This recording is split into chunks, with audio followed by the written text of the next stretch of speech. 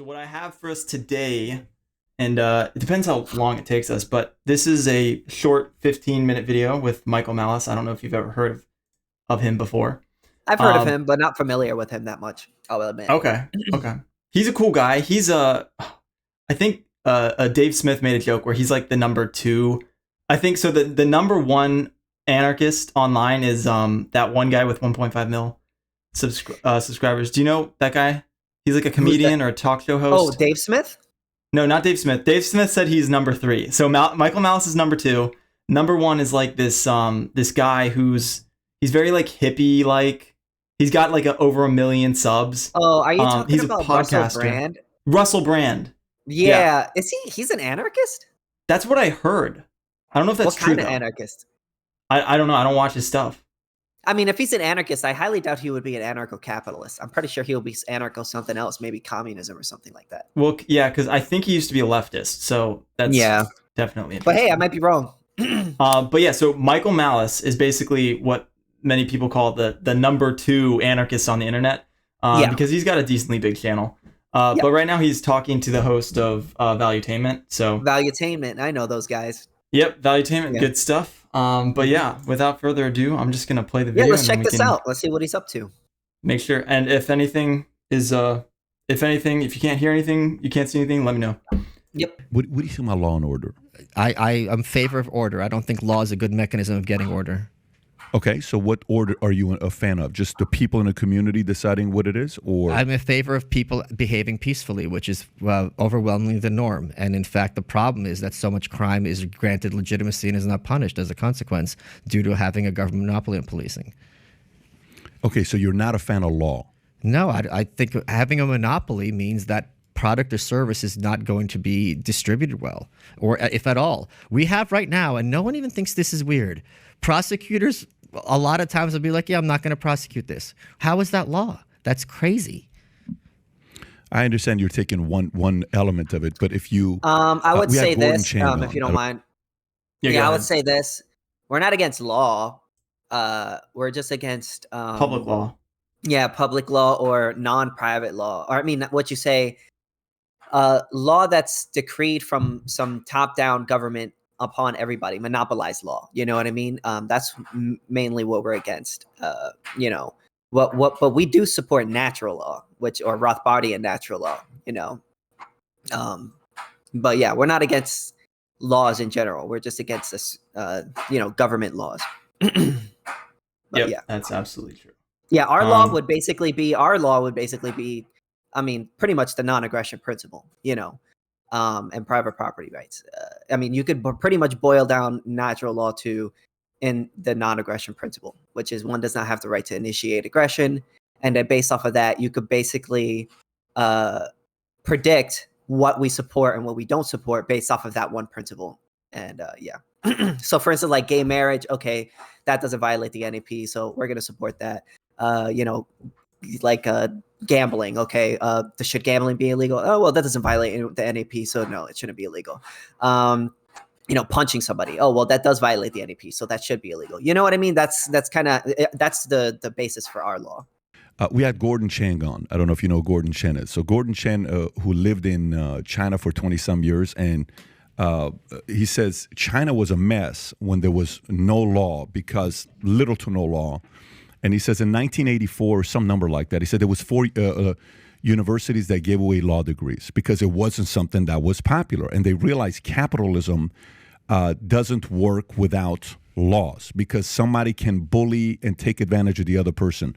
What is your POV of not needing laws? Wait. I find it crazy to think that there's no bullying in China, especially via the state. I mean, the whole point of the communist system. A lot less than before. This is why their innovation grew the way it has the last 40 years, because they added laws, which they didn't have before. But they did have laws, but that law was basically the will of whoever the CP official was.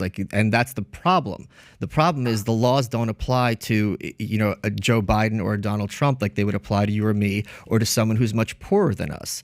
If you had a system where services are provided by freedom, it's going to be a lot lot more equitable and it's going to be a lot more coherent, because if I am trying to I'm promoting a product or service, I need to be able to put my money where my mouth is. Whereas if a cop shoots someone, it's like, well, oops, you're just going to be suspended and get a pension. It's absolutely the double standard between something with a monopoly and something that is provided when there's an element of competition is just night and day. So you're saying if there's no cops, Yeah, people hold on. won't riot. So- I'm just saying that I'll say this: he is right on that, but to say that we shouldn't have any law, that doesn't really make sense to me, because in order to enforce property rights, you have to have a recognition of property rights, and in order to, like, you have to have some sort of law. You have to have some way to restrict other people from violating other people's property rights. If we're gonna have a law, it ought at least be the non-aggression principle, you know. So I'm not really sure where he's coming with, like, oh, we're not going to have any laws. Like, it's one thing to say, like, we shouldn't have monopolized law or government laws or, you know, this type of law. But anarchists or ANCAPs, we don't disagree with law in general. We actually do support law. We just support a specific type of law, which is Rothbardian natural law or natural law. You know what I mean? So most ANCAPs, we do believe in law, and we do believe that it is necessary for capitalism, because if anyone is just able to take anything from any other person, well, then you don't really have capitalism, you have coercion right there. So yeah, I'm not really sure where he's going with the whole, like, you don't need laws, but it is also true that but one thing that he said that is true is that when you do have a monopoly on something, the people who are that have the monopoly on that thing aren't really incentivized to give the best product or service for the money that you're giving them, because you're automatically going to pay for their goods and services no matter what. And that also applies to the state. See, the state isn't going to give you the best services at the lowest price. They're going to be extremely wasteful, because no matter what, you're going to pay them. So that's why whenever like a government city gets a budget, they spend as much of that budget as they can, because if not, then they'll consider that to be a waste, you know. Whereas a private company, they're going to try to not spend that as much money as they can, because if they had extra money, that money goes into their profits, and then they could, you know, keep that extra money.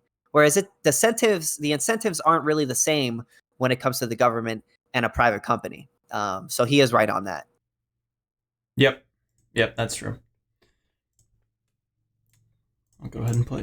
I was saying, if there's no government monopoly, If there's no government cops, let's just say there's no government cops. I'll give you an example that's happening. This isn't hypothetical. Yeah. So everyone here, if you go to a bar which is full of young males, full of testosterone and alcohol, it is still safer there than in the places where the government is providing security, such as city parks at night, alleys, the subways. There's no incentive for a government monopoly to provide its service. And in fact, the worse it provides its service, the more taxes the politicians are there in a position to demand that the populace pay in, because they could say, look, we have a problem. We need more of this. We need more of that. So when things are provided privately, and at hotels is another good example. Everyone in a hotel is not native to the area where they're in. It's still safer in a hotel than in public housing, where everyone actually lives there and you know who lives there. You sound so convincing. But how do you argue with this? But here's the part. You sound so convincing. If your ideas are so perfect the way you sell them, how come others are not implementing it? You can't tell me it's because, the way the world has ruled is the people. I mean, this is a pretty obvious one right here, right? It's a fallacy to say that just because something's right, it doesn't mean because something's right, everybody's going to adopt it. Mm-hmm. Also, something can be right and people don't adopt it. Yeah. Also, the thing about anarcho-capitalism is it's a relatively niche ideology. Not many people know about it. Not many people understand it. And it's not known by many people. So, of course, it's not going to be adopted by a country just out of the bat, you know what I mean? But that has nothing to say as to whether that has nothing to do with whether or not our ideology is successful or not, simply because an idea has not been implemented doesn't mean that idea is a bad idea, or that it ought not work. Or, I hear another argument that a lot of people make, which is like, oh, well, what are you going to do if your ANCAP country gets taken over by another government, by a large government warlord or whatever? I'm like, even if that were to happen, I mean, obviously that is possible and under any system, but even if that were to happen, that doesn't necessarily mean that anarcho-capitalism is a bad idea. It just means that there's a possibility for it to be taking over. Same thing with democracy. Every single democracy has, let's say like there was a democracy and there was a fascist government, larger force fascist government that's next door, and they decide to, invade that democracy, which has happened many times. I mean, just look at Germany and France in the olden times. Yeah, 20th century. Just because a fascist country takes over a democracy doesn't mean that democracy is automatically a bad idea. Simply because there's a chance of it being taken over does not mean it's a bad idea. What these people should be attacking is the ideas itself. You know what I mean? And its implementation. And like I said, whenever I attack socialism, I don't just go and be like, oh, well, socialist countries have failed every single time. I mean, even though that is true, what I try to do is I attack the core ethic of socialism and liberalism and are the arguments and explain to them why they're incorrect with their own logic. I don't think it's simply enough to just say, you're not really going to convince a socialist by saying, oh, well, socialism has failed 100 times, because they know this, you're not going to convince somebody through that. You have to convince them by explaining why their ideology is flawed. And yeah, that's all I got to say on that. That's absolutely true. And I just want to add one thing. It's funny that a lot of people on the right will jokingly say, and it'll be true, but they'll jokingly say that it's the whole meme that, we didn't try socialism the right way, right? Like, we didn't try it the right way. It's not, socialism doesn't work. It's not that socialism doesn't work because we tried it and it's failed. It's because socialism doesn't even work on the theoretical level, on the mathematical level. When you map everything out, all the ideas aren't firmly, they don't have a foundation to base themselves on. It doesn't work in theory. Yeah. The idea itself is flawed, as I was going to say. Yeah. Exactly. Of power are so power hungry that they eventually go up there and all of them unite and they don't want to do anything and they're not willing to give up their powers and their privileges. And this is why the idea of anarchy has never been, because I get it and these other guys don't, right? So if it's so perfect the way you do it, I didn't say perfect. If it's as good as the way you sell it, right, why aren't smart people out there implementing it? Because the government co-opts smart people. The whole point of our university system is to train the next generation of elite. Maybe 80%. Do you want to hear my answer? Maybe 80%. Okay. There's a couple of things. First of all, I think all of us would agree here that alcohol prohibition was a bad idea, which did not, I don't think at all decrease the amount of alcohol consumption in this country, or maybe marginally, but vastly increased the amount of crime in this country. How was it that alcohol prohibition was such a popular idea that it got 2/3 of the Congress and was it 3/4 of the states to ratify it? Because there's very many examples. To broader speaking, politics are non-rational. There's an entire system in place where people will vote for their tribe as opposed to the other tribe and not really care if any of their ideas or views are implemented, just so long as their team wins. And this is something we're taught. If you ask conservatives, why are you voting for Dr. Oz? He supported Jussie Smollett. He supported trans kids. They're going to say, well, what do you want me to do? Vote for Fetterman? These are my only options. So we're trained since kids that your only options are voting, and the two choices are Republican or Democrat. No, I don't disagree with that. I think that's a great point that he just made. I think the argument that he just made was really, really good. And the reason why is because when you live in a system that there's only two people like that you could vote for, you're basically screwed either way, because none of them are going to actually implement the things that you fully believe. The one quote that I kind of made myself, I don't know if I heard this from somebody, but I kind of thought of it myself. The reason why democracy is flawed, right, is because people only know what's best for themselves. Honestly. People only really know what's best for themselves. So because of that, people are only going to vote for their best interest. But their best interest isn't always going to be best for everybody.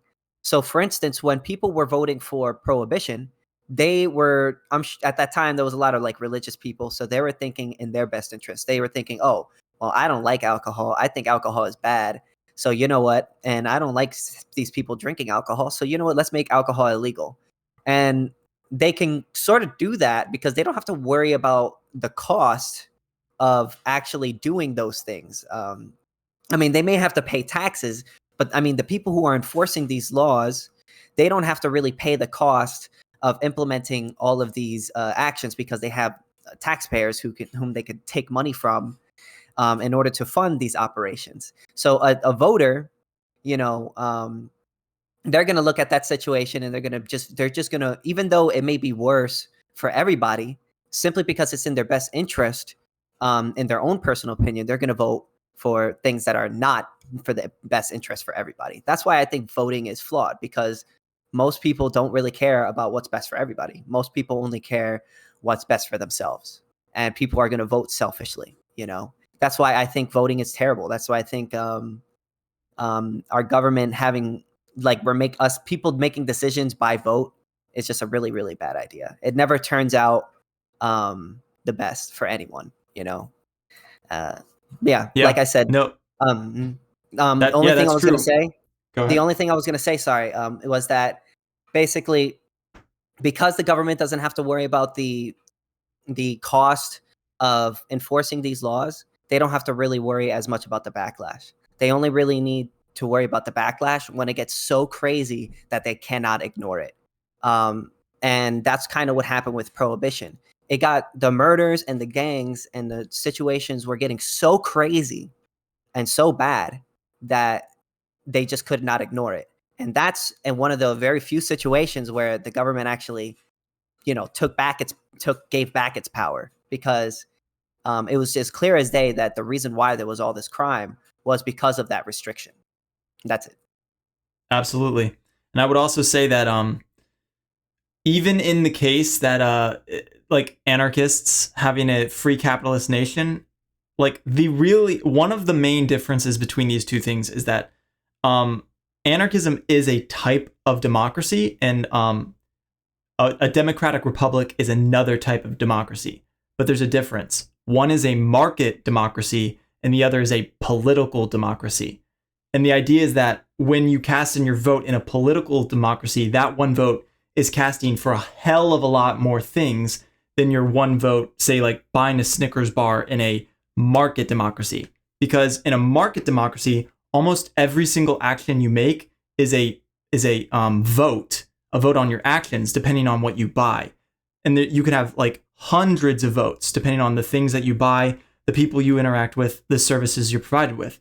But in a political democracy, your one vote casts essentially what people do with all of those tax dollars and all the regulations and all the laws. So I would argue that even if you had just as bad people in a market democracy, the big difference between the two is the market democracy would be a lot more efficient than the political democracy.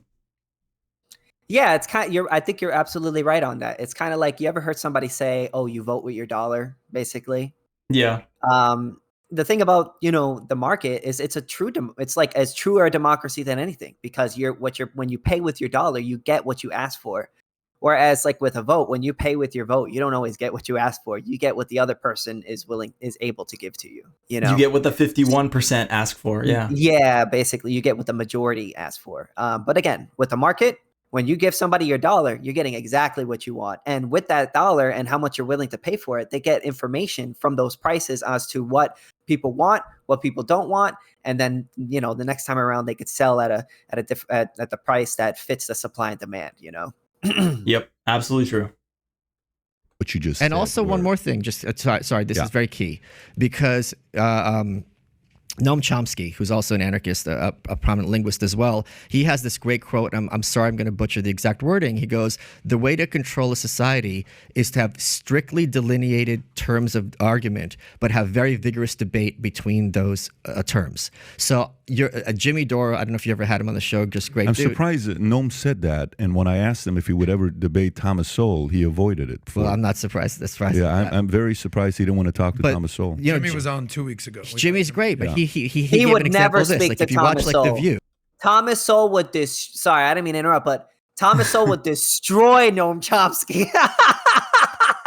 even at him being like 90 years old, nobody who's on the left would ever want to speak to Thomas Sowell, because Thomas Sowell is the GOAT. I love Thomas Sowell. Yeah, he's the true market economist. I believe so. Noam Chomsky is a famous leftist anarchist, right? Yeah, he was. I don't know if he's an anarchist, but I'm pretty sure he's socialist, if I'm not mistaken. I could be wrong, but he's a huge like leftist guy, and he was also a linguist too. And he wrote a book. He wrote up some pretty famous books that a lot of leftists like to use. There was one of his famous books. What was that one book called? Because I've seen lots of anarcho-capitalists cite him because he says a lot of like right anarchists things, and he also says a lot of left anarchists things. But yeah, I see lots of people citing him. He's really popular with the left guys and socialist people. Yeah, he's really popular. But Thomas Sowell, he's more popular with the ANCAPs and the libertarians, because even though he's more of a, like, I guess I would more consider him to be like a conservative libertarian or a conservatarian, but he's really popular with us because of his books on economics. And his books on economics are really, really good. Like, yeah, especially the book Basic Economics. That's probably my favorite economics book, honestly. Okay, nice. Yeah, I like Thomas Sowell. I've seen some of his stuff. The choices are going to be, can I curse? Yeah. Should we bomb the shit out of Syria, or should we bomb the fucking shit out of Syria, right? We're always presented with a very limited range of options and then you think, okay, I either have CNN or Fox, but that's basically where the Overton window lies. So any ideas that are a radical threat to the governing structure are going to be marginalized, and you're going to be told, until very recently, where you had independent venues like this, that you're crazy, or this is impossible, or it'll never happen. And for many people, still to this day, there's a huge social cost in adopting an ideology that's regarded as marginal or unpopular. I don't know about that. You don't think it's a social cost? No, okay, so what I think you're doing is super necessary. I think it depends on the ideology. You're making people. I think like if you're a socialist, there's a lot less people that look at you a certain way than like you're an anarcho-capitalist, you know? But that's just from my experience. I feel like socialism you said was before, a lot more accepted. our group's really niche, right? Yeah. So like at YALCON, we were like the only me and our group were like the only ANCAPs there. Like all 20 of we were making jokes that like if we all got into a bus together and that bus crashed, that would be the libertarian ANCAP movement all gone in one fell swoop. Wiped off the face of the planet. Yes, the ANCAP will be no more if we all got on a bus and it crashed. God. But yeah. But that's just my That's amazing. No, that's true. People think, right? You're making people think and say, okay, he sounds convincing. He sounds very confident. Doesn't necessarily mean you're right, but it's good the fact that we're having this discourse, right? And the audience can be like, well, Pat, he made a good point. You don't know what you're talking about. You need to do your research on this. We got to go read this. Okay, well, Michael, Patrick asked that question. You didn't really give the right answer. Then great. Let them decide on what they want to do. But here's the part. So what I think has happened the last few years is we've shown with this tool, we got right now, 9,100 people live watching. By the time this is going to be done within a 2-hour period, 100,000 people will watch it, 24 hours, all the clips together. Say we got 4 or 5 million people that watch this to get this argument. Okay. We didn't have this 20 years ago. Correct. Right? So 20 years ago, Michael Malice, you would have had to gone the traditional way of maybe instead of sleeping 9 hours, you would have slept 7.5 hours to make it, because a tool like this isn't out there to market it. So it would have been much harder for a guy like you to make it to where you are today, right? Today, the tools allow you to live the life that you've always dreamt about living, which is phenomenal. Yes. However, here's what I think is this tool is given. And you may disagree. If 20 years ago, somebody said, guys, in 20 years, trans people are going to be accepted. Men are going to be transitioning into women and competing. And the Democratic Party, who's always been, they claim they're for women, they're feminists, they're going to be okay with men saying they're women, competing against women, beating records, and they're going to be cornered and trans, they're going to be all over the place. And Drew Barrymore is going to bring a person in, Dylan, and she's going to get on her knees in front of him and say, I totally understand your pain. That'll never happen. I'm telling you, that's what's going to happen. Okay. What does this have anything to do with anarcho-capitalism, transgender sports. Like, I'm not really sure where he's going at with this. And also, I think it's kind of weird, like conservatives. Why do conservatives care so much about trans stuff? Like, I really don't see the big deal or the big issue. To me, it seems to be like an issue with having, like, when it comes to the trans sports stuff, right? To me, it seems like an issue of having the state recognize a sport, right? And having them be the authority on sports. Because if you have the government be the authority on sports and you look at them as being the ones that should run sports, and then they allow transgender people, there's nothing that you can really do about that, because no matter what, you have to pay into the system. But let's say the sports were completely privatized, you would have different leagues and different groups, you know what I'm saying, and different companies that would have different rules based on what they think is right. And then you could subscribe to whichever sports company you believe has the best rules and has the best way of doing things. So to me, this seems like a problem of government, doesn't it?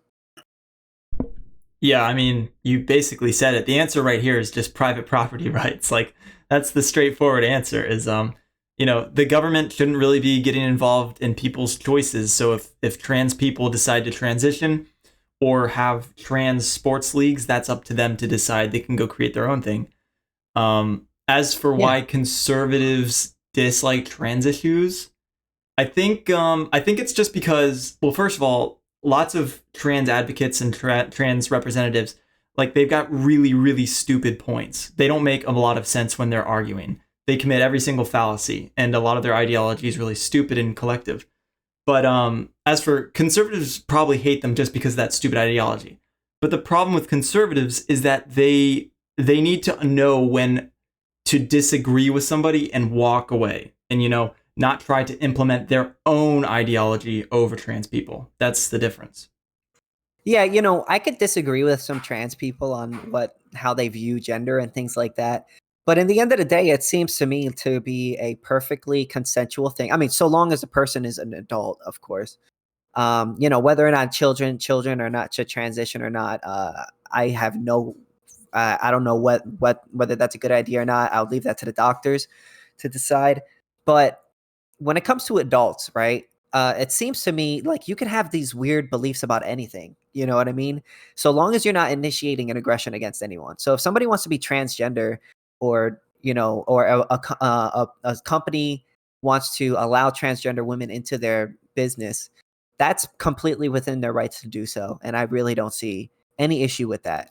To me, the issue really comes when we have laws that either ban or force people to allow transgender people in their facilities or not their facilities or in government buildings, because it's like all of that stuff should be privatized. If you run a private business, you should have the ability to either to include or exclude anyone you want for any reason that is. So if you say there's a business that allows transgender people into their bathroom, you could be like, and you don't like that, for whichever reason, well, you don't have to buy from there. You can go to another one that doesn't allow it or whatever. And then, everybody's basically satisfied. Everyone can sort of vote with their dollar, as you said earlier. But when you have things in the government hand, under the government's hand, I mean to say, you have no choice but to put a one-size-fit-all policy for every situation. And that's simply just not going to work, because different people in different places have different ideologies. And that's what I think will solve this whole transgender issue. The fact that we have like an Olympics, there shouldn't just be one Olympics. There should be multiple Olympics, and that have different rules. And then in basically, if there's one that allows transgender people, you don't have to watch it. And there's one that doesn't, well, then you could watch that one. That's how it should be done. Yeah. Yep, that's fair. But let me tell you what else is going to happen. What's that? These CNN, the Fox, all these guys, yeah, what about them? They're going to get crushed by this guy named Joe. What are you talking about? Just regular Joe? It's just a regular Joe. He's not a regular Joe. I'm telling you, CNN and Fox are going to be crushed by a guy named Joe. What does this guy do? Is he a billionaire? Does he have more money than them? No. He just talks and makes people think and brings different people on. So what has he done? Do you know marijuana that is illegal today? Yeah. that guy's going to make people think marijuana is not a big deal. And matter of fact, he's going to bring the richest guy in the world on, and that guy's going to smoke weed. And then he's going to, the next day, the market's going to come after him. But now smoking weed is no longer what it was before. Get the hell out of here, Michael. You're out of your mind. That'll never happen in America, conservative. No, it is. It is. I'm telling you. And you're not even going to think twice. Last week, I'm in Bahamas 3-4 days ago. The other day, I'm in a game. We'll walk by my kids. What is that smell? It's what is that animal that smells like weed? It's a skunk. Skunk. Oh, that's what a skunk smells like? You didn't know? Yeah, that's a skunk. I'm like, oh, really? Yeah, it's a skunk, son. That's what it is. Oh, okay, cool. That's not skunk, man. It's like 5 minutes later, Dylan's smiling. I'm like, no wonder this guy's so happy right now. So no one cares about smoking weed today. 20 years ago, it was crazy. So this is the point I'm trying to make to you, Michael, and take this personally. I want you to get upset. I'm not going to get upset. And say, screw you, Pat. I'm not going to say that. Okay, that's good. Here's what I would say. If the last 20 years, some of the craziest, wackiest ideas are now being talked about, and some of the things that the conservatives would have never accepted are now saying, it's just weed. Maybe your argument isn't that good, or maybe you're just not good at presenting your argument for other people to pick it up. Because if there's ever been a time to sell your philosophies to be received by millions of people around the world, now is the time. How come there's not been that kind of momentum yet? The Anarchist Handbook hit number 3 on Amazon. 20 years ago, that book wouldn't have been published. So if you're asking me why we haven't gone from the state in 2003 to anarchism today, I haven't been at it that long. Secondly, I don't think you're going to deny, if you look at social media and other outlets, which are imperfect, but certainly loose vectors or metrics rather by how popular ideas are, the views that I'm putting forward are infinitely more popular than they were 20 years ago. And it is a result of exactly what you're talking about. The fact that now you do not, before we were born, I think you and I are around the same age, you had 3 television stations, and it's ABC, NBC, CBS. And if you went back in time and they're like, we have choices. My friend really loves CBS, but he's an idiot. You got to listen to ABC. And what it all was corporate media, and they all basically had the same message, if not identical message. Nowadays, then Fox started, and it's like, oh my God, we have Fox. We got to put Fox out of business. These people are crazy. I think most people on the internet now, if they look at Fox, they think that the average age of a Fox viewer is deceased, and that it is to regard Fox as a vector of kind of radicalism as opposed to maybe like a hardcore Republican outlet is absurd. You're not going to really find much radicalism on Fox, other than maybe sometimes the mass drop. By the way, you know what would be a great commercial? I agree with what these guys, what they're kind of saying. Well, when it comes to ideas, right now our ideology is may seem pretty radical to like your average person, but every ideology that like you first come to may sound radical when you first hear it, but then over time, as you get used to it and you start to learn more about it, it becomes less radical. And then as more people adopt it, it becomes like a normal thing, kind of like back in the like maybe a couple of years ago, I'd never even heard that much about socialism, and then now all of a sudden I'm hearing people calling themselves socialists, and now we have a Democrats calling themselves socialist. At the beginning it was pretty radical, but as more people adopted it and as more popular it became, it sort of becomes the mainstream. And like he said with Fox News used to be the most radical TV show ever, because like they would consider their ideology to be extremely right wing and crazy. But nowadays, like a lot of right wingers today now consider Fox to be not that bad. So I hope that kind of happens with anarcho-capitalism, where right now we're in the phase of like, oh, people are looking at our ideology like, oh, that's crazy, that's nonsense. But as there's more of us start to arise and our movement gets bigger and we start making a name for ourselves, it'll start to become less radical. It'll start becoming like a normal ideology, like the Democratic Party, libertarianism, or socialism. Yes, and to add on to that point, speaking of like hope for the future of anarchism and the adoption of good ideas in the free market of ideas, me and Zulu talked about this yesterday, and he kind of had a bit of a more pessimistic take on the idea that the future is going to be better. He makes a good case where he believes that as technology advances, misinformation will also get more powerful. And from what we know of the cycle of history, there will always be bad people that rise up, and they will be able to match the good that rises up.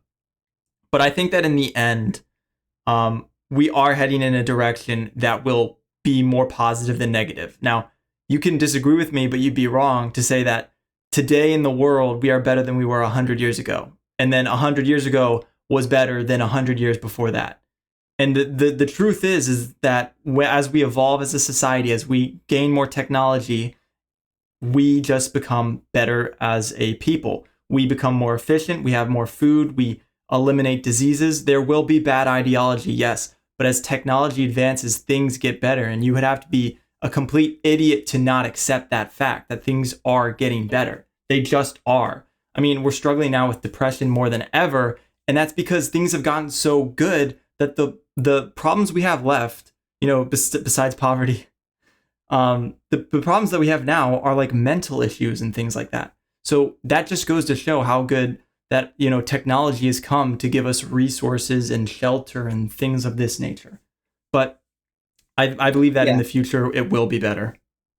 Yeah, I'm not as black-pilled when it comes to the future. I feel like technology, Bitcoin, and all of these things are going to definitely stand in the way of the state. And I look at it like this. I learned about anarcho-capitalism through the internet. You know what I mean? The internet is an extremely powerful tool. It's a good way to get our name out there.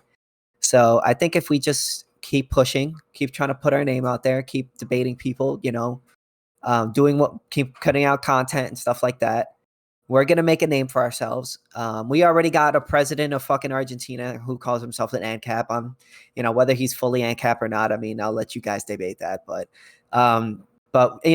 just from that, we're sort of making a name for ourselves. There are plenty of anarcho-capitalists that are sort of rising up in politics, and that we haven't really seen that before. So from here, to me personally, I think we're just going to go up from here, and I'm not that black-pilled. I think that we're going to be fine, hopefully. Yes, and adding on to that, the president of Argentina being an ANCAP, also El Salvador, kind of has started to adopt Bitcoin. So we are moving in a good direction. Yeah, especially with, I think, really technology, AI, and Bitcoin is what's going to end up liberating us. Well, maybe not, but cryptocurrency, you know what I mean? Those are going to things that are going to be liberating us, because we're no longer going to need a state in order to produce our goods, in order to have a currency, in order to communicate with others, in order to transact with one another. Well, with all that stuff, we won't need a state anymore. So I think technology, so long as the state doesn't intervene with it and stop it, technology will be what will liberate us. Yes. You just gave me an idea. If CNN or any of these guys wanted to kind of make a commercial to bash Fox, all they have to do is go rent out a cemetery, put a TV there, and Fox TV all over the place, saying the only people that listen to Fox are dead people. Listen to CNN, listen to ABC. That'd be a pretty. But let me ask you this. So your position is that it's a great thing that this trend stops happening in sports? No, I don't think. I'm just saying, if a crazy idea like that has created this kind of momentum, how come your wonderful idea hasn't? But I don't think that ideas necessarily become popular as a function of how true or But I think Joe's idea is a great idea that created momentum, and people who were not on his side said that makes sense. Right. So what I'm saying is sometimes great ideas do catch fire and become popular, and sometimes really deranged ideas do catch fire and become popular because how ideas are formed in this country and in most country isn't a function of people sit down, they do the research, they look at both sides, and they kind of maybe argue with their neighbors. This is just this Enlightenment delusion about how people come to their conclusions. People far often, read Jonathan Haidt's book, The Righteous Mind, people come to their political conclusions for evolutionary reasons, meaning I wanted the bandwagon effect. When after Kennedy was shot, they asked people who you voted for in the 1960 election, which was the closest election in American history, and the percentage of people who had remembered, I think sincerely, that they had voted for Kennedy over Nixon was far more than the number of people who actually did it, because we tend to want to think think of ourselves as being on the winning side. Low status people have an enormous incentive to not rock the boat because they're not in a position to kind of have radical ideas. Because think about it, if I go to an office and I have some kind of wacky ideology and I'm not empowered, right away I'm out group. So this is one of the many reasons why ideas that are radical are not necessary. But it's something broader. I don't care about popularity of an idea, because I don't think politics is moved by the majority. Politics is often... I don't disagree. Let me just finish. Politics is always moved by an informed, ideological, usually radicalized minority. And this country was founded by a bunch of very small percentage of people who had a vision, and they didn't even bother asking the masses what they thought about it. Then that says, if since 1539 this has been an idea, how come it's died? I don't think it's died at all. I think the idea that government is inherently legitimate is more popular now than I don't think that's... Yeah, so I think he's 100% right. I think that PBB, Valuetainment, he's kind of pushing this point that even I would argue he doesn't even agree with this point, because let's say like we go 200 years ago or so when they had slavery and stuff like that.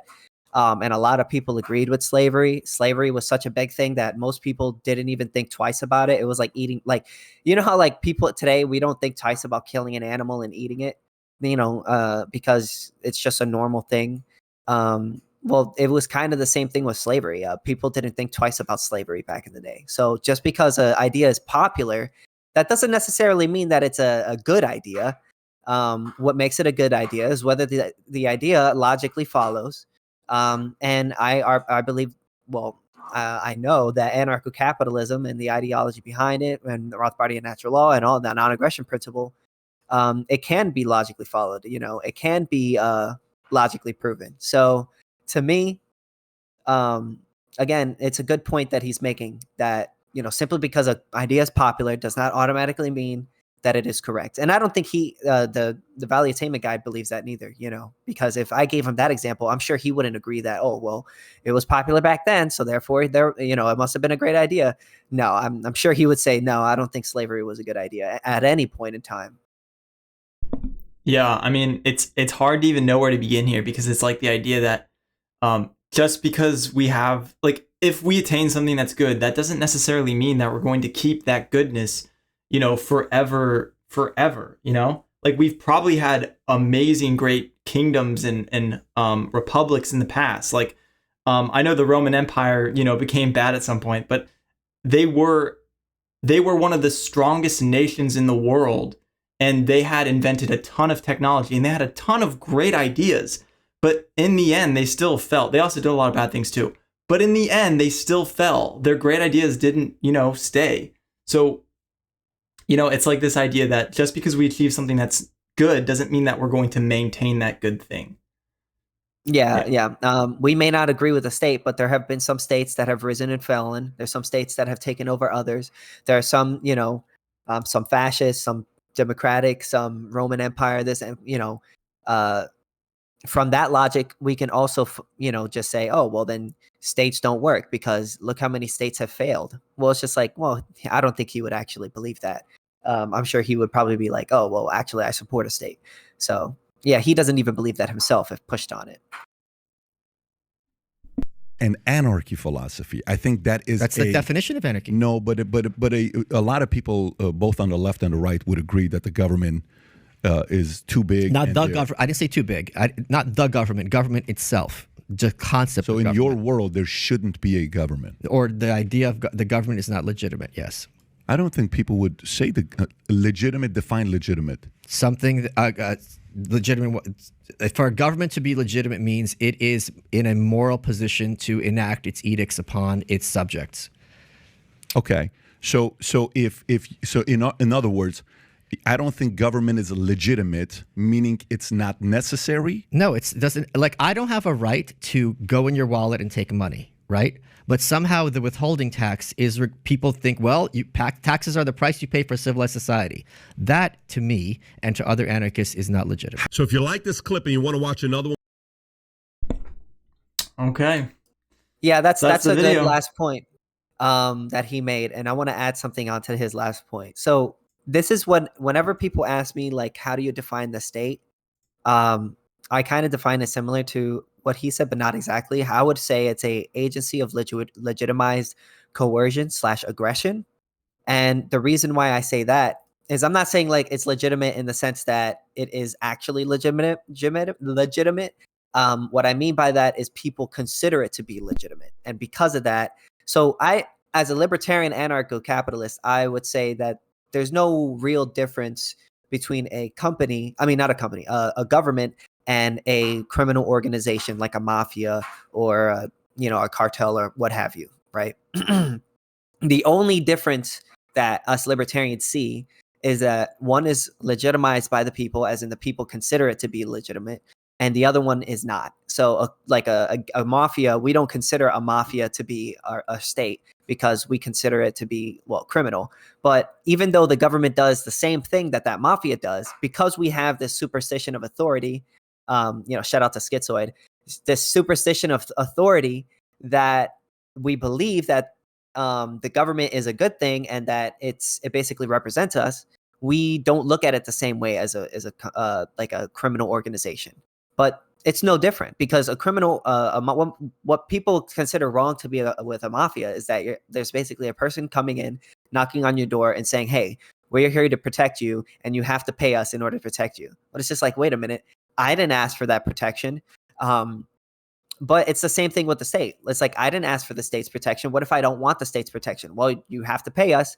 And the reason why you have to pay us is because we have the guys with the biggest guns. And if you don't pay us, we're going to kill you. And it's the same thing with the mafia.